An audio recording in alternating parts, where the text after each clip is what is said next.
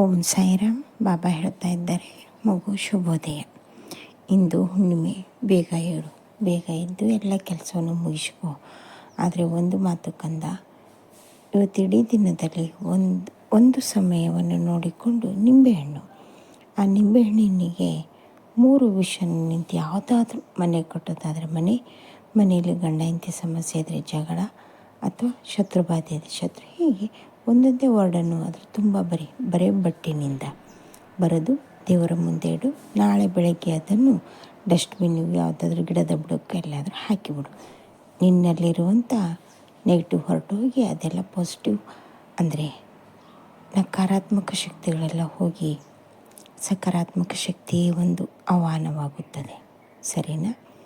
ಹಾಗೆಯೇ ಸಂಜೆ ಸೂರ್ಯ ಅಸ್ತ ಆದ ಮೇಲೆ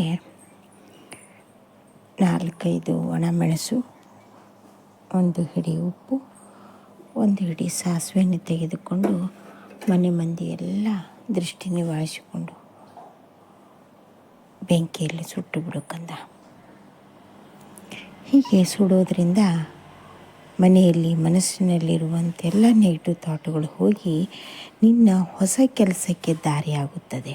ಹೌದು, ಇದು ಒಂದು ಮಾಡು. ಪ್ರತಿ ಹುಣ್ಣಿಗೊಮ್ಮೆ, ಪ್ರತಿ ಅಮಾವಾಸ್ಯೆಗೊಮ್ಮೆ ಮಾಡುತ್ತಾ ಬಾ, ಎಲ್ಲ ಒಳ್ಳೆಯದೇ ಆಗುತ್ತದೆ. ನೋಡುತ್ತಿದ್ದ ಹಾಗೆ 5 ಅಮಾವಾಸ್ಯೆ 5 ಹುಣ್ಣಿಮೆ ಮಾಡಿದರೆ ಸಾಕು. ನಿನ್ನಲ್ಲಿರುವಂಥ ಪರಿವರ್ತನೆ, ನಿನ್ನ ಉದ್ಯೋಗದಲ್ಲಿರುವಂಥ ಪರಿವರ್ತನೆ ನೀನೇ ನೋಡಿದ್ದಕ್ಕಾಗುತ್ತೆ. ಚಿಂತೆ ಮಾಡಬೇಡ, ಅತ್ಯಂತ ಶೀಘ್ರದಲ್ಲಿ ಎಲ್ಲ ಫಲವನ್ನು ಸಿಗುತ್ತದೆ. ಸರಿನಾ? ಹಾಗೆ ಉದ್ಯೋಗ ಸಮಸ್ಯೆ ತುಂಬ ಇದೆ, ದಾರಿನೇ ಕಾಣ್ತಾ ಇಲ್ಲ, ಏನು ಮಾಡಿದರು? ಪ್ರತಿ ಶನಿವಾರ ಆಂಜನೇಯ ಸ್ವಾಮಿ ದೇವಸ್ಥಾನಕ್ಕೆ ಹೋಗಿ ಬಾ. ಅದು ಚಪ್ಪಲಿ ಹಾಕದೆ ಸಾಕು. ಇದಿಷ್ಟು ಪರಿಹಾರ ಮಾಡಿಕೊಳ್ಳುತ್ತಾ ಬಾ. ಅದ್ಭುತವಾದ ದಿನ ಇವತ್ತು. ನೀನು ಅಂದುಕೊಂಡಿರೋದಿಲ್ಲ ಅಷ್ಟು ಒಳ್ಳೆಯ ಸುದ್ದಿ ನಿನಗಾಗಿ ಕಾಯ್ತಾ ಇದೆ.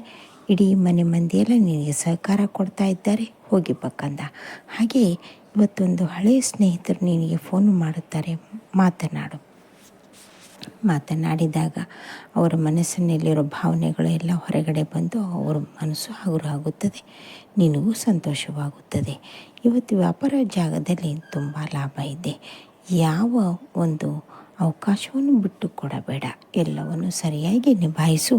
ಜೊತೆಗೆ ಯಾವುದೋ ಒಂದು ಕೆಲಸದ ಆಳನ್ನು ಹುಡುಕ್ತಾ ಇದೆಯಾ, 4 ದಿನ ಆದ ಮೇಲೆ ಸಿಗುತ್ತಾರೆ, ಚಿಂತೆ ಮಾಡಬೇಡ.